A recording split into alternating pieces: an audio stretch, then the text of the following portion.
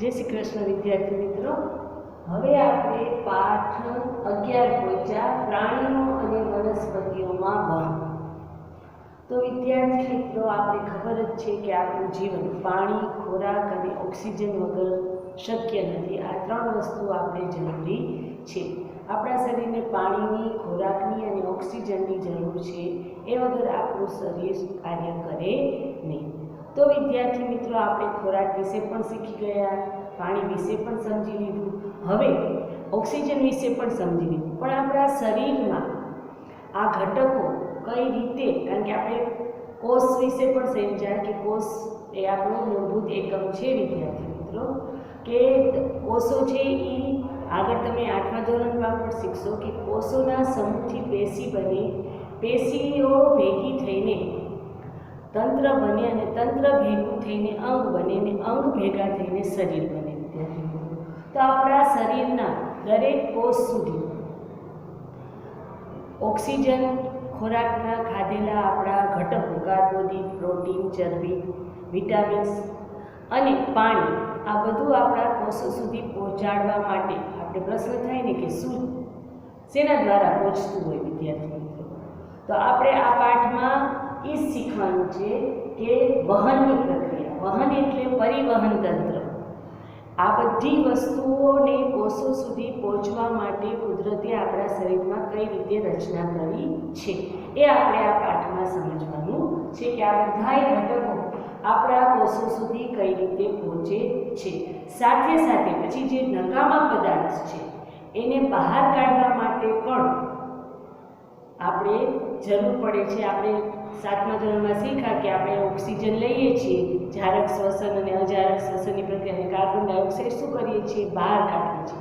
તો પછી ઓક્સિજન કોષો સુધી પહોંચાડવા અને કોષોએ જે કાર્બન ડાયોક્સાઇડ અને પાણી મુક્ત કર્યું છે એને ફરી પાછું બહાર કાઢવા માટે પરિવહન તંત્ર, આ બધું સંકળાયેલું, એને બહાર કાઢવાની પણ જરૂરિયાત છે। એ બધું કઈ રીતે થાય છે એ પરિવહન આપણે આ પાઠમાં સમજવાનું છે વિદ્યાર્થી। હવે પહેલા ભૂજોને લાગી જાય છે તો તેના શરીરમાંથી લોહી બહાર નીકળે છે। તો આ લોહી છે શું? રુધિર, જેને લોહી આપણે કહીએ છીએ એને વિજ્ઞાનની ભાષામાં કહેવાય રુધિર। એ શું છે વિદ્યાર્થી મિત્રો? આમ જોવા જઈએ તમને થાય કે લાલ કલરનું પ્રવાહી છે ટીચર, કારણ કે બધાએ લોહી ક્યારેક ને ક્યારેક તો આપણે કાંઈક લાગ્યું જોઈને આપણે ખબર જ છે કે લોહી લાલ કલરનું છે ને પ્રવાહી છે, પરંતુ લાલ જ કલર શું કામ છે? પ્રશ્ન થાય ને વિદ્યાર્થી મિત્રો કે લોહીનો કલર લાલ શું કામ છે?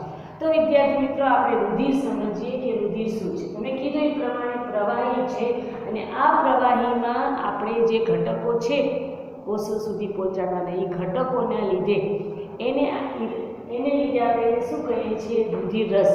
પ્રવાહી છે પણ એમાં બધાય ઘટકો છે અને આપણા કોષો એવી રીતે રુધિરમાં પણ કોષો રહેલા હોય છે અલગ અલગ કાર્ય માટે વિદ્યાર્થી। તો પહેલા તો રુધિરનો પહેલો ઘટક રક્તકણ, આરબીસી। તમે જો બીમાર થયા હો, તમને લોહીનો રિપોર્ટ કઢાવવાનો કહે તેમાં આરબીસી, ડબલ્યુબીસી આવું બધું લખેલું।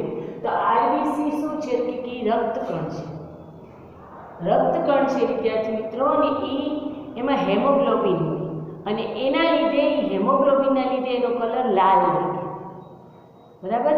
એટલે હેમોગ્લોબિનના લીધે એનો કલર લાલ લાગે છે। એનું કાર્ય શું કે તમે જે નાક માટે ઓક્સિજન લીધું, ફેફસા દ્વારા એ ઓક્સિજન હૃદયમાં ભળે તો એ કોષો સુધી પહોંચાડવાનું કામ કોણ કરે છે? એ હિમોગ્લોબિન કરે છે। જો હિમોગ્લોબિન ઓછું હોય આપણા શરીરમાં તો કોષો સુધી ઓક્સિજન પહોંચે નહીં વિદ્યાર્થી મિત્રો, પૂરેપૂરું। અને ઓક્સિજન ન પહોંચે તમે શીખી ગયા, બરાબર? દહનની પ્રક્રિયા થાય નહીં ગ્લુકોઝના, અને દહનની પ્રક્રિયા ન થાય તો તમને કાર્ય કરવાની શક્તિ ન મળે, એટલે તમને કમજોરી મહેસૂસ લાગે, થકાન લાગે, તમે કાંઈ કામ કરી શકો નહીં। એટલે આ ડૉક્ટર પાસે જાઓ, ડૉક્ટર એમ કહે કે હિમોગ્લોબિનની કમી છે, કારણ કે આપણા શરીરમાં ઓક્સિજનનું વહન કોષો સુધી પહોંચાડવાનું કાર્ય કોણ કરે છે? હિમોગ્લોબિન કરે છે। બીજો એક ઘટક રહેલો છે એના અંદર શ્વેતકણ, ડબલ્યુબીસી એને કહેવાય વિદ્યાર્થી મિત્રો। એનું કાર્ય શું છે તો કે એ શ્વેતકણો છે એ આપણે રોગ પ્રતિકારક શક્તિ, એટલે કે જો આપણા શરીરમાં કોઈ રોગોના વાયરસ, બેક્ટેરિયા વયા ગયા હોય તો એની સામે લડે છે અને આપણે બીમારીથી બચાવે છે। એટલે શ્વેત કણો છે એ રોગ પ્રતિકારક શક્તિ આપે છે, આપણે કહીને આપણા શરીરના બોડીગાર્ડ છે, રોગો સામે લડાવવાનું કામ કરે છે. અને ત્રીજું છે ત્રાક કણ. તો ત્રાક કણો શું છે? પાઠમાં તો તમે પાઠ વાંચ્યો હશે અને ખ્યાલ હશે કે પૂજો પડી જાય છે, છીલાઈ જાય છે. આમાં તો પૂજો કીધું, પણ આપણે તમે લોકો રમતા હશો, ક્યાંક લાગી જતું હશે થોડું ઘણું, તો થોડી વાર પછી લોહી જંપાઈ જાય એના મનથી, તમને કાંઈ લગાડવાની જરૂર નહીં, કાંઈ નહીં. જો સામાન્ય લાગ્યું હોય તો ઓટોમેટિક લોહી થીજી શું કામ? તો શરૂ થયું હોય તો સતત નીકળે. હા, મોટો ઘાવ હોય ને કોઈ અંગ કપાઈ ગયું હોય, ચીરાઈ ગયું હોય ને તમને ટાંકા લેવા પડે એ વાત અલગ છે, પણ સામાન્ય ઘસરકો કે સામાન્ય લાગ્યું હોય, સોયની ગળી ચૂપી ગયું, કાંટો ચૂપી ગયો, તો થોડુંક લોહી નીકળશે ને થોડીક વાર પછી થીજી જશે. તો એ લોહી થીજી જવાનું કામ કરે છે ત્રાક કણ.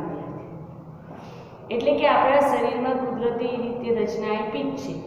એટલે આપણે 3 કણો વિશે શીખ્યા: રક્તકણ એટલે હિમોગ્લોબિન, શ્વેતકણ અને ત્રાકકણ. આ ત્રણેયથી બને છે આપણું લોહી, રુધિર. એના લીધે આપણા શરીર સુધી આપણે પહોંચ્યા. હવે રુધિર છે કોના દ્વારા કોષો સુધી પહોંચે છે? કે રુધિર વાહિનીઓ. તમને વિદ્યાર્થી મિત્રો આમાં ચિત્ર આપ્યું જ છે, હૃદય આપ્યું છે, શિરા અને ધમની. તો હવે એ ટોપિક ઉપર આવીએ છીએ વિદ્યાર્થી મિત્રો આપણે કે રુધિર વાહિનીઓ જે રુધિરને બધાય કોષો સુધી પહોંચાડે છે, એના વહનને આપણે શું કહીએ છીએ? જે નળી દ્વારા વહન થાય છે એને રુધિર વાહિનીઓ કહેવાય. એના 2 પ્રકાર છે વિદ્યાર્થી મિત્રો, ધમની અને શિરા. શું કામ એના 2 પ્રકાર છે? કે ધમની છે એ ઓક્સિજનયુક્ત રુધિરને કોષો સુધી પહોંચાડે છે. એટલે કે હૃદય છે એ ફેફસામાંથી ઓક્સિજન લઈને રુધિરમાં ભેળવીને કોષો સુધી પહોંચાડે છે. એ રુધિર વાહિની ને ધમની કહીએ છીએ. અને જે રુધિર વાહિની જે આપણે જારક પ્રક્રિયા શીખી, જારક શ્વસનની, કાર્બન ડાયોક્સાઇડ મુક્ત કરે છે, એવા લોહીને પાછું હૃદય સુધી પહોંચાડવું.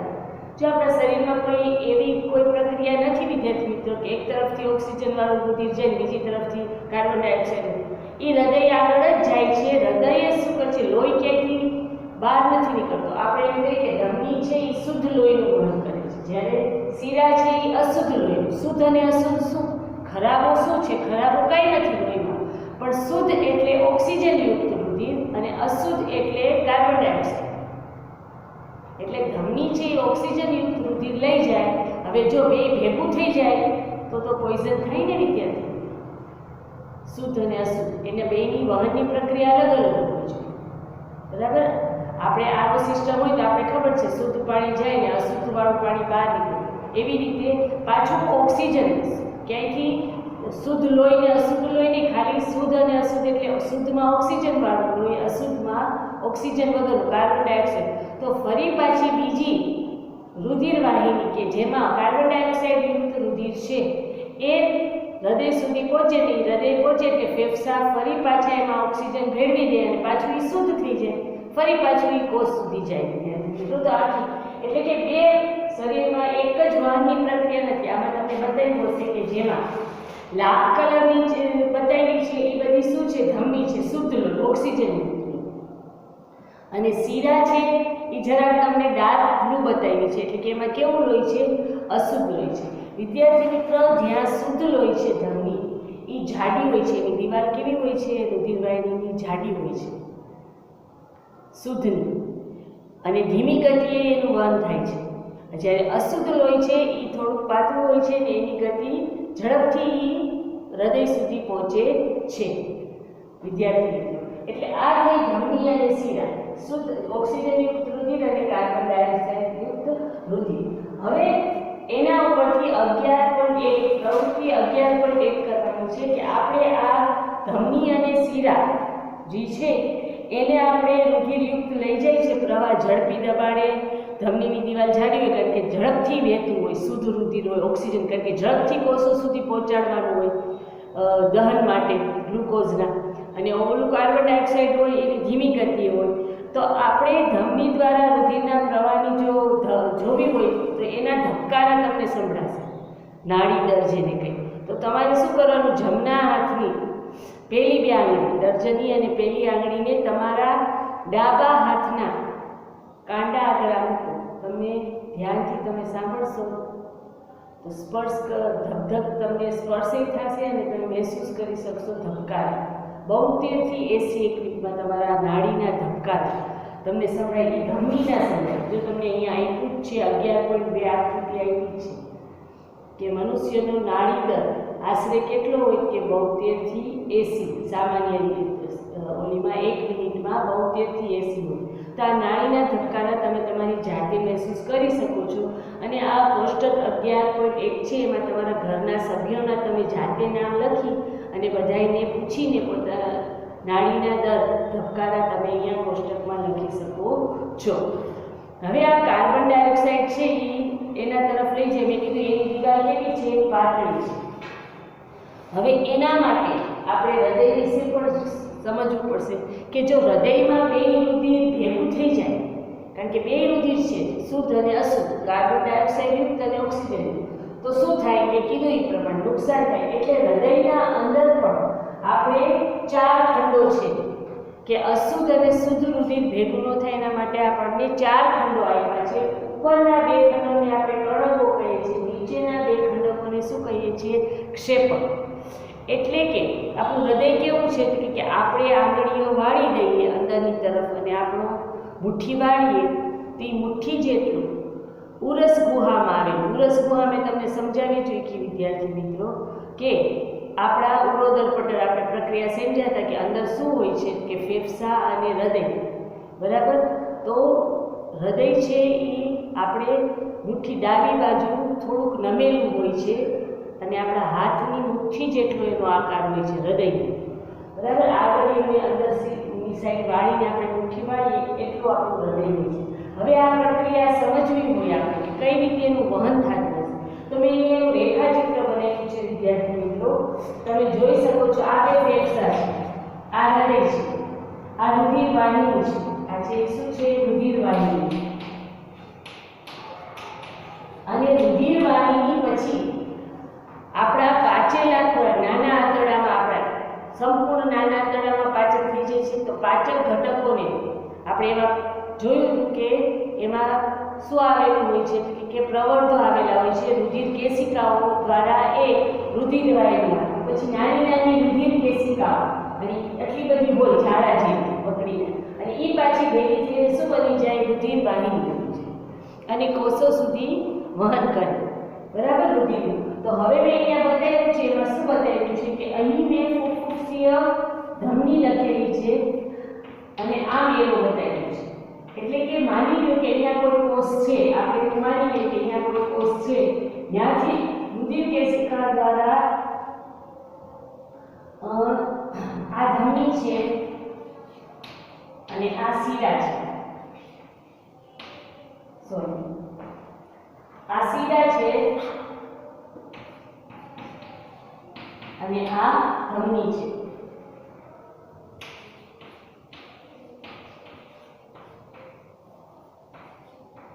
એટલે કે અહીંયા શુદ્ધ લોહી છે અને અહીંયા અશુદ્ધ લોહી છે. આ કાર્બન ડાયોક્સાઇડ લોહી જાય છે કેની તરફ? હૃદય તરફ. અને હૃદયમાંથી ઓક્સિજન લઈને આ ઓક્સિજન યુક્ત આવે છે. પણ અહીંયા વિદ્યાર્થીઓ મેં ફુફુસીય ધમની લખી છે. ફેફસા અને હૃદય વચ્ચે જે નલિકા બતાવી છે એ રુધિર વાહિની, એને મેં ફુફુસીય ધમની આપી છે. પણ ધમની છે એનો મતલબ કે અહીંયા ઓક્સિજન યુક્ત નહીં, અહીંયા કાર્બન ડાયોક્સાઇડ યુક્ત જ રુધિર છે વિદ્યાર્થી મિત્રો, હૃદય અને ફેફસાની વચ્ચે. પણ કાર્બન ડાયોક્સાઇડ યુક્ત રુધિર છે એટલા માટે એને ખાલી ધમની નથી કીધી, ફુફુસીય ધમની. એટલે જો ધમનીની આગળ ફુફુસીય લાગે એનો મતલબ કે એમાં કેવું લોહી છે? કાર્બન ડાયોક્સાઇડ યુક્ત લોહી છે. ખાલી ધમની હોય તો એમાં ઓક્સિજન યુક્ત રુધિર છે. પણ એની આગળ ફુફુસીય લાગે છે એટલે એમાં રુધિર કેવું છે? Carbon dioxide. પછી એમાંથી ફેફસામાંથી ઓક્સિજન મેળવીને એ રુધિર પાછું ક્યાં આવે છે? હૃદયમાં. તો એ ફુફુસીયા. હાલાકે શીરામાં રુધિર કેવું હોય? Carbon dioxide. પણ આમાં કેવું છે? ઓક્સિજન. કાર્બન નથી, ઓક્સિજન યુક્ત રુધિર છે. એટલે શીરા નામ છે, પણ જો એમાં ઓક્સિજન યુક્ત રુધિર વહે છે એટલે એને ખાલી શીરા ન કહેવાય, ફુફુસીય શીરા કહેવાય. આ 2 વસ્તુ યાદ રાખજો, સમજજો. ધમનીમાં ઓક્સિજન યુક્ત રુધિર વહે છે પણ ફુફુસીય ધમનીમાં કાર્બન ડાયોક્સાઇડ યુક્ત રુધિર વહે છે. શીરામાં કાર્બન ડાયોક્સાઇડ યુક્ત રુધિર વહે છે પરંતુ ફુફુસીય શીરામાં ઓક્સિજન યુક્ત રુધિર વહે છે. અને મેં કીધું એ પ્રમાણે ઓક્સિજન શું કરે છે કે આપણે લોહી ફરે એટલે લોહીમાં હૃદયમાં આમાં ઓક્સિજન ભળી પાછું હૃદયમાં આવે એટલે હૃદયમાંથી પછી રુધિર વાહિની અને રુધિર કેશિકા દ્વારા કોષો સુધી પહોંચે છે. વિદ્યાર્થી મિત્રો, તમારા પાઠ્યપુસ્તકમાં પણ અહીંયા આવ્યું છે ને, અહીંયા ગુજોને અસમંજસ થાય છે કે હું અસમંજસમાં છું કે મેં શીખ્યું છે કે ધમની હંમેશા ઓક્સિજનયુક્ત રુધિરનું વહન કરે છે. સાચું છે. પહેલી સમજાવે છે કે ફુફુસે ધમની રુધિરને હૃદયમાંથી લાવે છે, આથી તેને ધમની કહે છે, શિરાને નહીં. તે કાર્બન ડાયોક્સાઇડ યુક્ત રુધિર ફેફસા સુધી પહોંચાડે છે, એટલે એને ફુફુસીય શિરા ઓક્સિજનયુક્ત રુધિરને ફુફુસીય ફેફસામાંથી હૃદય સુધી પહોંચાડે છે. એટલે કે આ બંને વચ્ચે જે વાહિની છે એમાં નામમાં આગળ શું લાગે છે? ફુફુસીય. તો ધમનીમાં ઊંધું થઈ જાય, આમ તો ઓક્સિજનયુક્ત રુધિર વહેતું હોય, પણ ફુફુસીય ધમનીમાં કાર્બન ડાયોક્સાઇડ યુક્ત રુધિર વહે છે અને ફુફુસીય શિરામાં ઓક્સિજન. એટલે પૂજો જેમ તમે કન્ફ્યુઝન ન કરતા વિદ્યાર્થી મિત્રો, ધ્યાન રાખજો કે ધમની અને શિરા કરતાં ઊંધું થાય છે, કારણ કે આગળ આપણે શું લગાડીએ છીએ? ફુફુસી. અહીં હૃદયનું પણ આપ્યું છે, તેના જમણું કર્ણક, જમણું ક્ષેપક, ડાબું કર્ણક અને ડાબું ક્ષેપક. ધમની અને શિરા અને ફુફુસીય ધમની અને આને રેખાચિત્ર કહેવાય. આ તમને હૃદયનો છેદ આપેલો છે વિદ્યાર્થી મિત્રો, કે આ રીતે હૃદય આપણું હોય છે ને આ રીતે કાર્ય કરે છે. તો હવે આપણે અહીંયા દિશા તો બતાવી દીધી. ડાબી બાજુ છે એ હૃદય તરફ જાય છે અને જમણી બાજુથી હૃદયથી કોષો તરફનું વહન થાય છે. હવે આપણે બીજા પીરિયડમાં હૃદયના ધબકારા વિશે ભણશું. જય શ્રી કૃષ્ણ વિદ્યાર્થી.